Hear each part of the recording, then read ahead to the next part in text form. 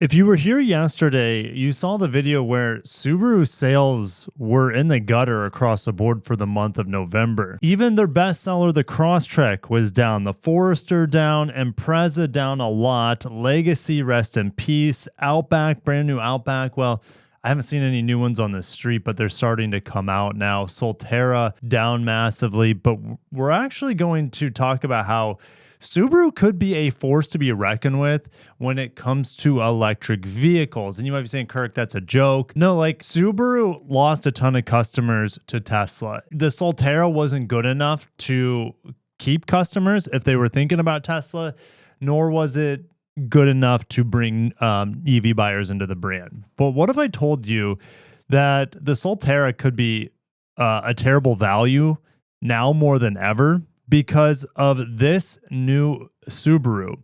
It's a real wagon. This is called the Trailseeker. And I saw it at the Japan Mobility Show. It's a true wagon, unlike the Outback, or the new Outback. And it is standard 375 horsepower. And we just got pricing, which is, I'm still digesting this, but the pricing for a vehicle with this sort of capability is mind-blowing.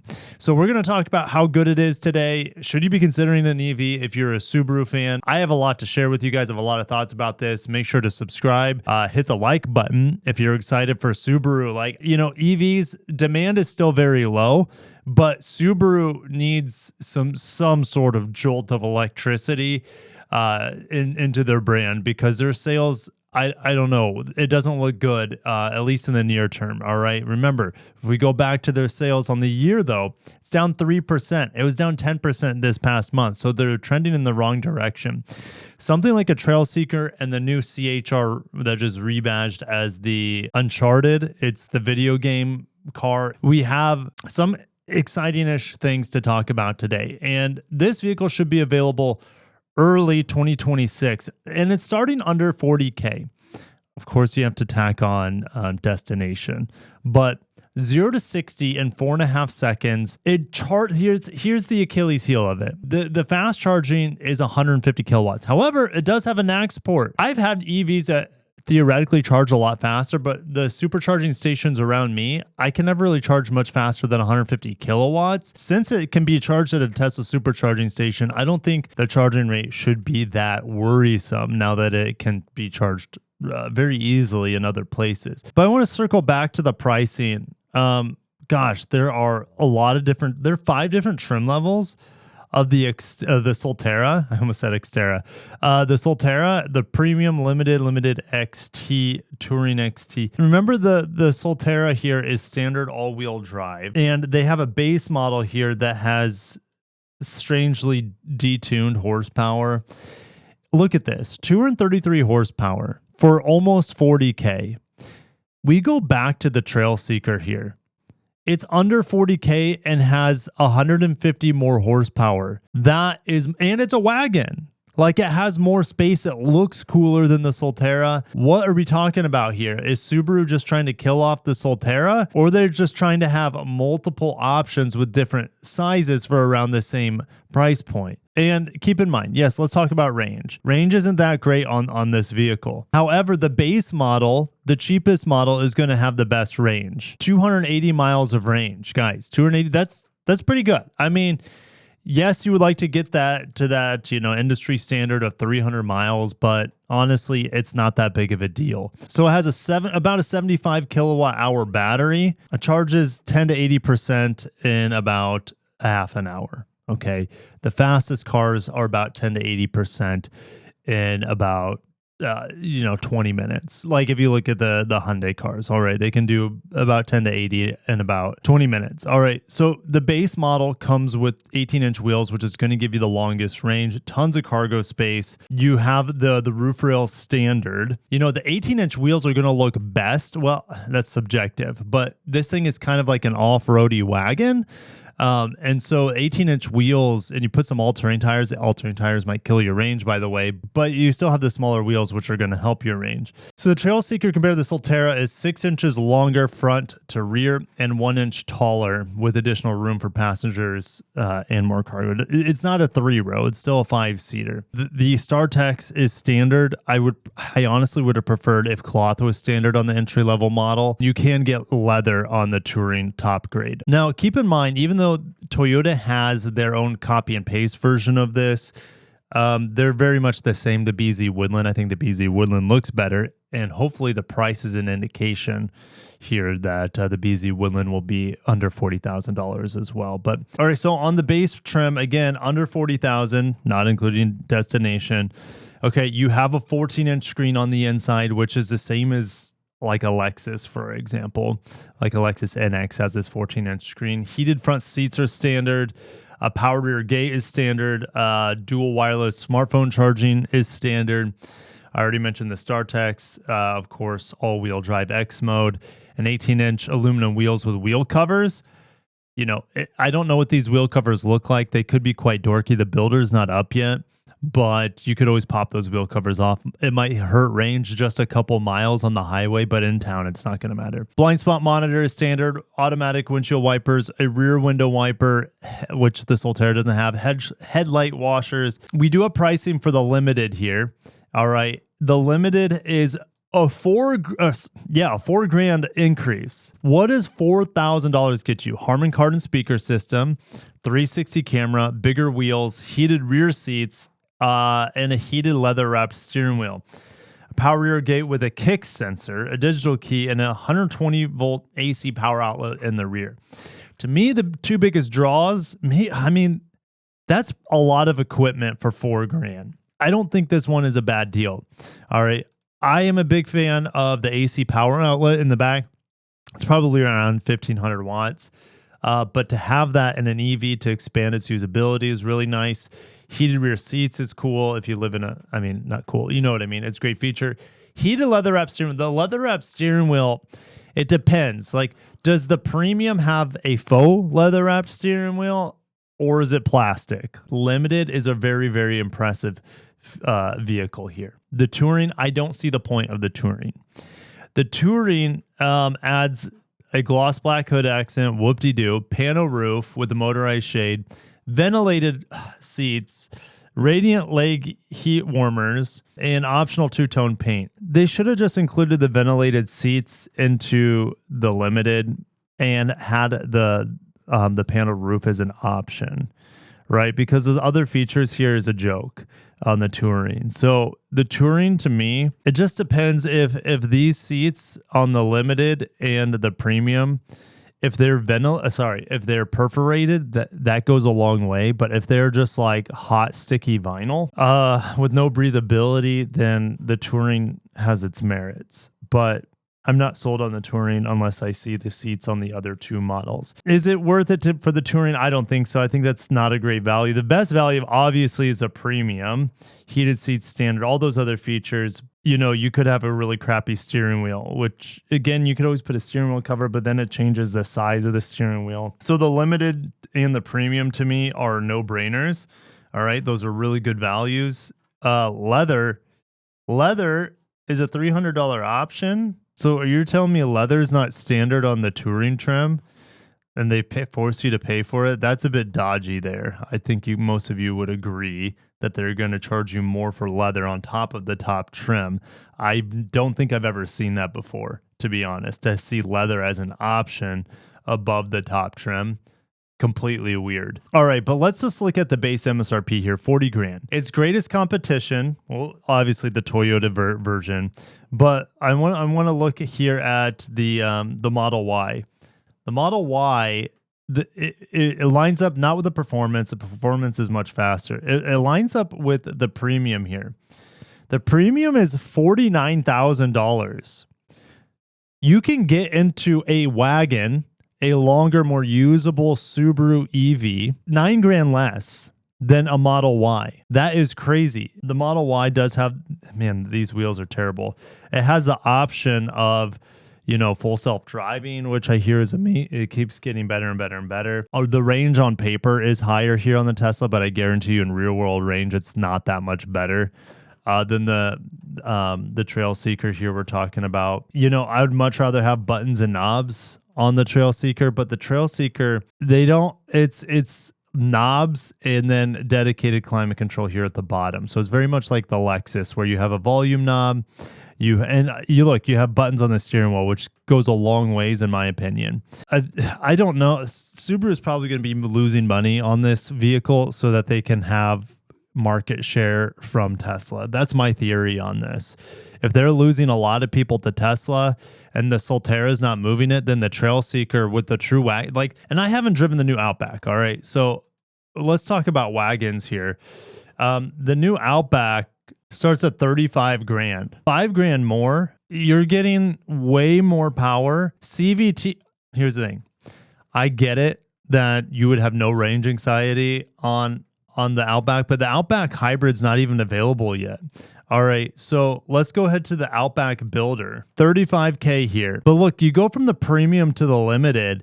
The limited costs more than the Trailseeker, and yes, as a Harman Kardon sound system. I get it. It's got 186 horsepower. What world am I living in where I would pick this CVT anemic Ford Freestyle sort of Outback over the really cool true wagon Trailseeker? Unless you live in the middle of nowhere and you can't charge at home. If you can't charge at home, then the gas model is better. But if you can charge at home, it's an absolute no-brainer to pick the true wagon Trailseeker over the Outback. I can't look how expensive this car gets.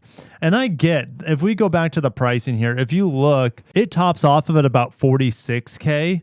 All right, with the Trailseeker Touring, and it's $48K here. And I know it has the turbo engine at this point, but I'm telling you, at least on the previous Outback, it's completely neutered with software. It doesn't want to give you anywhere close to the engine's capability and horsepower and torque. It's fighting you for emissions and fighting you for fuel economy. And so you constantly have to nanny the pedal in the Outback, or at least a previous gen, for it to drive properly. And it's just frustrating. It has a completely screwed up throttle curve and fueling curve. It's so frustrating driving the previous gen. And I need to test a new one to see if it's been fixed. It still has a CVT. And I'm not convinced. There's no world I would live in that I would pick a CVT. I'm not talking about the hybrid. The hybrid doesn't exist yet. But the Outback, there's no world I live in I would ever consider this over the fully electric version. Am I crazy?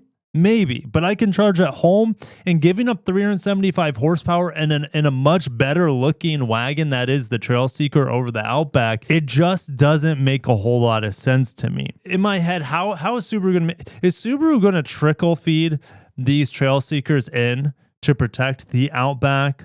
Possibly. Is it going to be almost like build to order, and they're not going to try to keep any in stock because, well, it's really just kind of a paper launch? I don't know. Time will tell. Remember, Toyota has their own version which looks better, but it's the exact same vehicle. They're made by Subaru in the Gunma Prefecture in Japan. But with pricing that destroys the Outback and pricing that destroys the Model Y, Subaru has the vehicle that could rebound their sales here. You might be saying, Kirk, no one wants Subaru EVs. That's not true.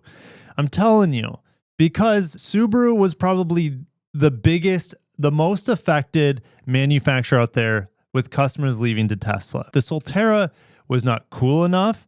It wasn't capable enough. Now it's been refreshed, so it's a lot better, and it charges faster. It is faster. It's more efficient now. It has better tech, and it has NACS. So there's no reason, if you were thinking about Tesla and you have a current Subaru, for you to totally disregard the Solterra. That's not the case anymore. It's not like Toyota's caught up with software. Toyota's caught up with overall range or efficiency with Tesla. Well, maybe. All right, I haven't tested enough Teslas. You guys keep asking for me to test the new Model Y. I would like to. I'll probably get to it. All right, sometime sometime and when I get to it. All right. It's not high priority. What's the point when this Trailseeker is here in a wagon? Where the market, in my opinion, starved for wagons. And the crazy thing is, like, this vehicle it's the fastest production Subaru ever. 0 to 60. It's like 4.5 seconds. Okay. It's way faster than a WRX, way faster. It costs less. Like, a WRX is very expensive. Let me look this up. I'm telling you, this vehicle could absolutely cater to WRX fans because it's fast as hell. And it's a wagon. Wagons are amazing cars to customize. Lower it a little bit. I mean, the sky's the limit here for this Trailseeker because they priced it so well. Look at, like, I like driving manuals, but the WRX is not that great of a car. All right, its sales show that. Absolutely, I would take the Trailseeker over a WRX, and you could dust any non-modified WRX out on the street with ease, and most modified ones at that too. So it's just crazy. Absolutely insane what Subaru's been able to do with the pricing, which is going to undercut the Solterra, right? What's the point of getting a Solterra? It doesn't make any sense to me. It's uglier, it's slower. So, and it doesn't have the cool wagon, usability. It's going to undercut the Outback too, for all the reasons I mentioned, and it undercuts Tesla, the prime seller for electric cars in America. And I have to drive this vehicle as well, and I will be driving the Toyota variant in early 2026, so stay tuned for that. Subaru doesn't invite me to their press events, so I'm going to have to keep trying and like working on getting them getting me into their media invites because, well, I cover mainly Japanese cars, let's be real. And the fact that Subaru, I'm still kind of like, I don't exist to them is mind-blowing to me. But I'll see you in the comments. Let me know if you agree with my breakdown of this Trailseeker. And let me know in the comments also if you want me to attend media drives for Subaru so I can give you guys the earliest hands-on impressions that I can. And not just drives, but also reveals for Subaru too. All right, because they also have the CHR rebadge coming up too. And so we'll get pricing on that vehicle, I think, very soon. I think this Trailseeker, as well as the Uncharted, which is the CHR thing, they're supposed to come out around the same time. It wouldn't surprise me if Subaru has a joint media drive for both of those cars. And the CHR, I didn't mention this. This is where Subaru's being a bit tactical. Subaru typically is, besides the BRZ, right, is like an all-wheel drive only company. But the new Uncharted is going to offer front-wheel drive to lower the price. And if that's the case, it could be a direct rival to the Nissan Leaf in pricing. So you could have Subaru here taking the EV market by storm, not only with an incredibly priced to performance Trailseeker wagon, but an entry-level Nissan Leaf competitor as well, if they price it right. If they price it starting around $30K, we could be cooking with fire for Subaru EVs. And who would have thought? It took them forever to get a hybrid out there, or at least, in their best-selling cars, and it's still not available in the Outback. But who would have thought? Crazy, crazy, crazy, especially like in today's EV market that's completely in the gutter compared to last year, compared to previous months, because EV tax credit is gone. But these cars are priced so aggressively that you don't need the EV tax credit. And I know I've made videos this past week where I'm like, never buy an EV because they depreciate so much.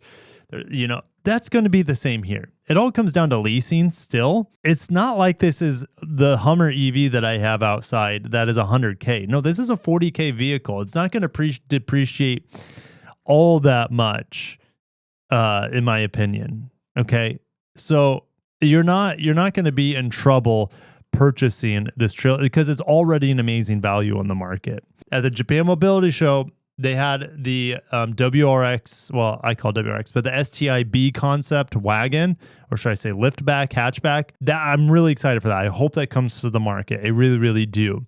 All right. But what's here and what's now, I'm actually excited for. Not their current lineup. I haven't driven the Outback, so I can't say. So maybe I should be excited for it, but I know those powertrains, and they're not exciting. Their hybrid powertrain I haven't driven yet. That's something I'm very, very interested in, and that should, in theory, help Subaru. But the problem with Subaru is they've been overpricing their hybrids. All right. maybe trying to take advantage of initial demand, but they've been discounting their hybrids online. But anyways, like I said, I'm just excited for Subaru for the first time in a while, and I can't believe it's because of their EVs. But if you price them right, people will come. I'll see you guys in the next one. Thank you for staying this long in the video. I really appreciate it. Happy holidays. I actually have a tree back there, but I don't have lights on it yet. The lights should be coming in today, so I'll have this tree up for the next month or so for you guys to enjoy in the background of the office. So thanks again. I got to cut myself off. Have a great day and peace.